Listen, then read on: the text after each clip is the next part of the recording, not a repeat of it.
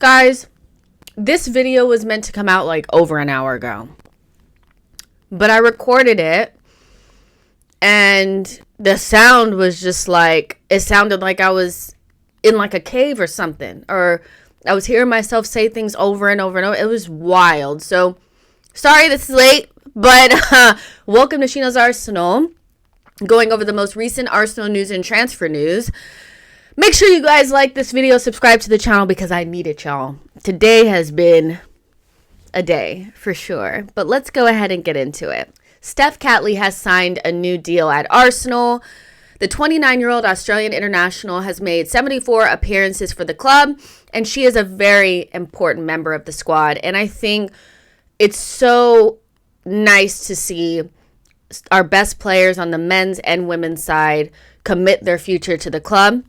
I think that says that we're moving in the right direction and the players can see and feel that this is a good place for them to be, for them to win things that they want to win, and it feels like home. And those things are important. I think people maybe do too much of the soft factors and get too bogged down in it, but culture is important. And hearing the likes of Steph Catley, Frida Mana, Bukayo Saka say that Arsenal feels like home to them, don't underestimate how important that is. If you're competitive and the players are happy there, they feel like it's home, you got the right combination of things, in order to keep those players at the club. So amazing news around Steph Catley. And let's keep it going. So talks with William Saliba are progressing positively. I'm not going to lie, when I saw this on my timeline, I was like, thank you, because if Edu did not get William Saliba signed up to a new deal, he would be inside his barbecue.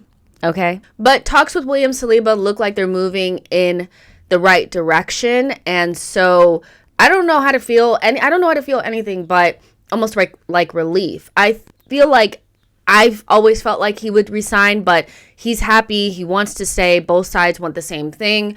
And so it makes this summer overhaul, especially for the midfield, so much easier when you don't have to figure out how to replace such a big player in your team like William Saliba. He's in the same category of importance as Odegaard and Saka, so you don't want to have to replace those players. I mean, they are like the heart and soul of the group. You have to maintain those players, and so I'm so happy about at least things are moving in the positive direction. I feel like over the last couple of weeks, there's been maybe some reports coming out around him wanting to be one of the highest paid players at the club. And I said that he deserves to be. I mean, we've seen that our season crumbled off of the back of his injury. So there's no way that you can really refute the point. Refute? Is that a good word to use? I don't know.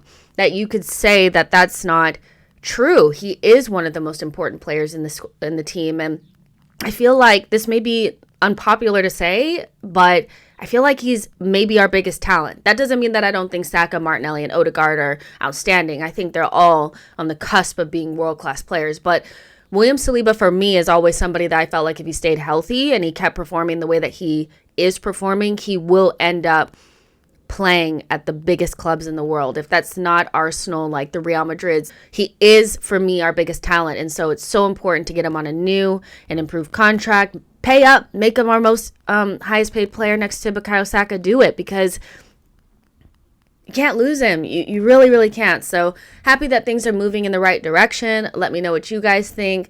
Let me know the level of relief when you heard that things were moving in a positive direction.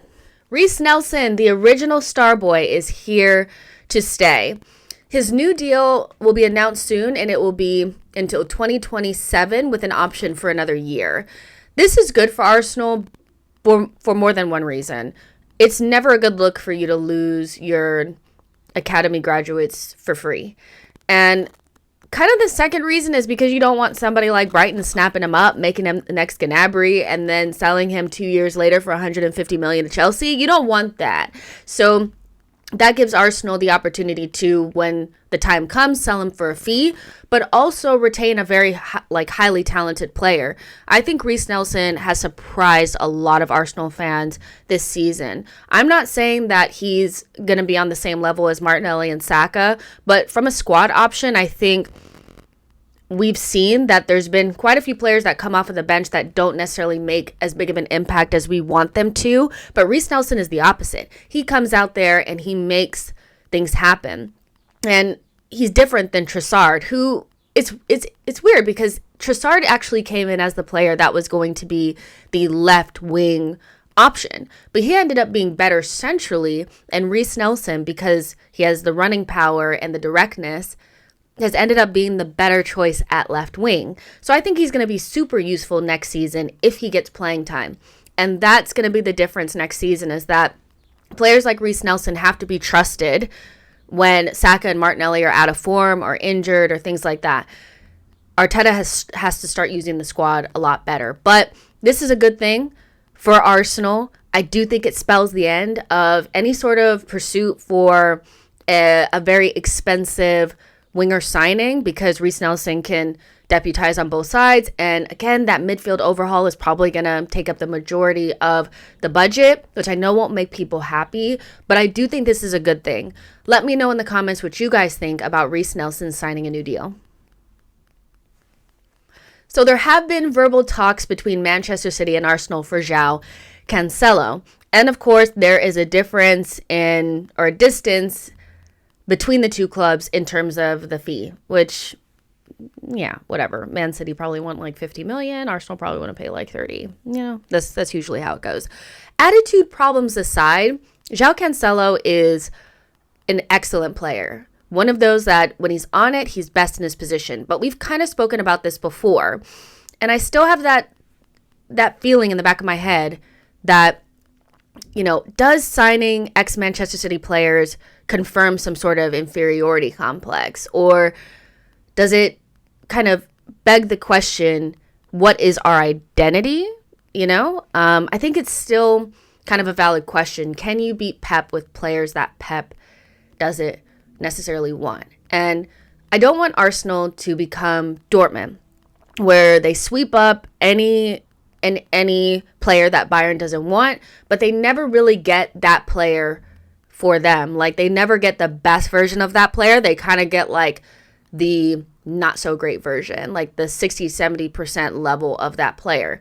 And so the last thing you really want is to kind of become, you know, a stop on the way for ex-Manchester City players to kind of relax and kind of like end their careers with us. Not saying I wouldn't take Xiao Cancello, let's be real, he's an excellent player, but it is something in the back of my mind. It's a very interesting conversation. We're in for Gundogan, in for Xiao Cancello. We already have 2 Manchester City players. We've seen that they haven't been enough, albeit we still need to do some other improvements. So, you know, I think it's a conversation that's interesting and could be had. But there's also another player that we're going to talk about that will be another option for Arsenal in that right back position. So Ivan Frisneta is back on. Was he ever off? Was he ever really on? I don't know. But Arsenal have revived their interest in teenage defender Ivan Fresneda following Real Valladolid's relegation from La Liga, and at £17.5 million, he would fit within Arsenal's budget as Arteta sets to improve his options ahead of the club's return to Champions League. For me, this feels very speculative, like very much opinion based, and 1 + 1 = 2, because it's just easy. It's easy to make. Like, Arsenal are known for usually making the cheaper choice and going after a younger option because we never really have the money that other clubs have to make big signings. I feel like it's an easy kind of link to make. And it's like, okay, well, they can't get Xiao Cancello, so they'll obviously go for this kid. But there have been reports that Arsenal's interest in Ivan Fresneda has never really went beyond the January window. Arsenal were very interested in him then, but nothing has really picked up since then. And actually, Dortmund are best placed to sign him. And my feeling in my gut is that this is not a player that we will end up with. I don't think, even though everything says like this is a player that Arsenal should and would be interested in, I don't actually think we will get him. And because the Arsenal Twitterverse is absolutely obsessed with this kid, I have to be honest, I've only watched him play a full 90 maybe once, but apparently everybody thinks he's amazing. And if we don't sign him, I do think that there will be some Arsenal fans that will be like upset because we haven't signed a player that we probably weren't even really that interested in this window. But we've also been linked to Sacha Boey, who plays for Galatasaray. He's also been an option in that right back position, and I actually like the look of that player because he's athletic. He's an all-around fullback. He can get up. He can actually defend 1v1. He's quick. He's more of a player that I feel like aligns with the idea that Arsenal need more physicality and need to be able to defend transitions better. And I've seen people kind of describe him as just another Nuno Tavares. I think that's a very reductive way to just describe somebody just because they're quick and athletic. He looks like a real talent. And there's no surprise that, like, even Brighton are interested in Sacha Boey, you know? So the recruitment is there. Both players look very good. Ivan Fresneda looks good. Sacha Boey looks good. It just depends on which direction Arsenal want to go in. Go for the shiny, big signing in Xiao Cancello. Go for the future of Spain, you know, technical player that's really similar to Ben White and Frisneta, or go for more of a Rhys James type of signing in Sacha Boey. That's what it looks like to me. But what would you like to see Arsenal do? What player would you like to see them go for? Let me know in the comments. Florin Balogun has joined the U.S. men's national team. Now, we already know that Balogun is with the U.S. men's national team, but he has gotten his first call up and he is now with them. He has arrived at training camp in LA ahead of the CONCACAF Nations League. This is a serious coup for this program. The U.S. men's national team have needed a striker. Balogun has 21 goals in his debut season in Ligue 1, and that is an impressive return. So yeah, his international future is sorted, which is good, but his future at club level has not been sorted. He will most likely leave Arsenal permanently this summer. And it's kind of, you know, it's kind of disappointing in a way, because I think that a lot of people were banking on the likes of Florin Balogun and Charlie Patino to come back and play some sort of role. But they both seem to be leaving. And I think it has the Arsenal fan base a little bit split on, you know, if you have a striker that's from your academy, that's a 20-plus goal a season striker, why would you sell somebody like that when you don't have a clinical striker already in the side? And it's such an easy answer. It's because he doesn't want to be a squad player. And Arsenal will not and should not promise him minutes that they're not willing to give him. I don't care how many big chances Gabriel Jesus misses. I would not promise Balogun that he would start over Gabriel Jesus, which would be the only way to keep him at this point. And so he becomes the most sellable asset that Arsenal have this summer. You know, next to Charlie Patino, maybe next to Tierney. Very sellable assets, very good players that people will want. Despite what you think about Eddie Nketiah, Balogun is the easiest player to sell. And you want to sell while the iron is hot, right? You want to sell while a player is getting a lot of positive press, and stocks for Balogun are going right up. So hopefully there's a bidding war. Hopefully Arsenal can get a good fee for Balogun. It is what it is. You can't keep everybody, and that's just the truth. Another player that is probably going to leave on a permanent deal this summer is Austin Trusty, another player that is with the U.S. men's national team right now. Remember him? We bought him. We never saw him for Arsenal. I didn't feel like we ever would. Arsenal are being really clever here using the loan market.